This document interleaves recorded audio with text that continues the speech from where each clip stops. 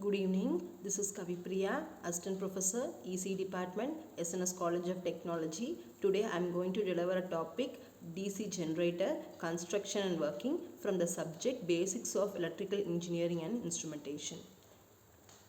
So first, what is a DC generator? So DC generator is one which takes a mechanical energy as an input and provides electrical energy as an output.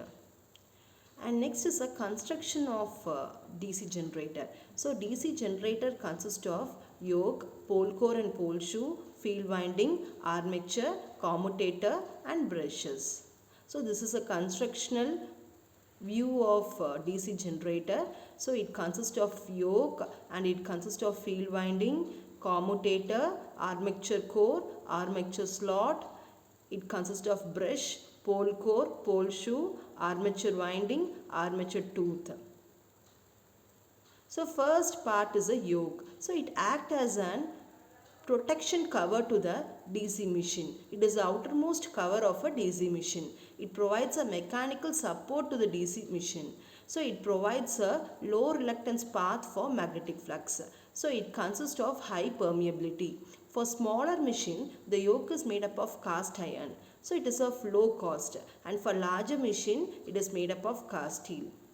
And next is a field magnet. So field magnet in turn consists of pole core and pole shoe.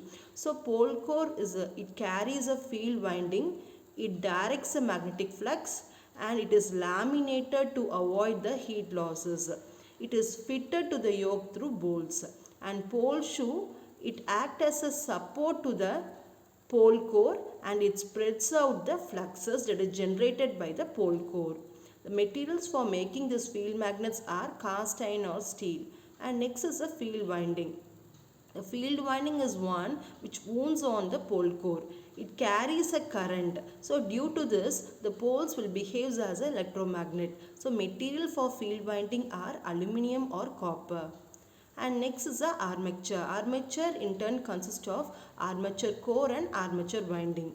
Armature core is cylindrical in shape. It is mounted on the shaft. It has slots and air ducts for easy flow of air for cooling purposes. So it is a house for armature winding. Armature winding will be placed on the armature core. So it provides a path for low reluctance. And it is made up of a material like cast iron or steel. And next is the armature winding. So interconnections of armature conductors, it is placed in a slot. So number of armature conductors will be placed in the slots and all the armature conductors are interconnected to form the armature winding. So when armature is rotated, magnetic flux will get cut by this armature conductor and due to this electromagnetic forces get generated. So material for armature winding is copper. And next is a commutator. So commutator is one which converts the alternating EMF which is generated in the armature conductor to direct EMF. So it collects a current from the armature conductor and it converts it into the DC. So material for making this commutator is copper. And next is a brushes. The brushes are stationary and it rests on the surface of a commutator. So it collects a current from the commutator and it makes it available to the external circuit. So material for making this brush is carbon. So armature winding, we have seen what is this armature winding. So this armature winding is of two types, lap and wave winding. So lap winding is designed for low voltage and high current machines. And it is connected in parallel. The windings will be wounded in parallel. So this permits the current capacity of each winding to be added and provides a high operating current. So here the number of parallel path is equal to P and number of which is equal to number of parallel path A is equal to P, where P is nothing but it is a number of poles. So here A is equal to P. Based on the poles, the parallel paths will be there. And next is a wave winding. Wave winding is designed for high voltage, low current. So the windings here will be connected in series.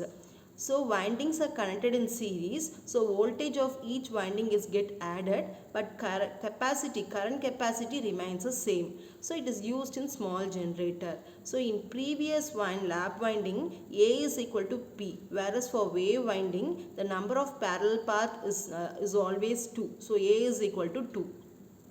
And next is the operating principle of DC generator. So it works on a principle of Faraday's law of electromagnetic induction.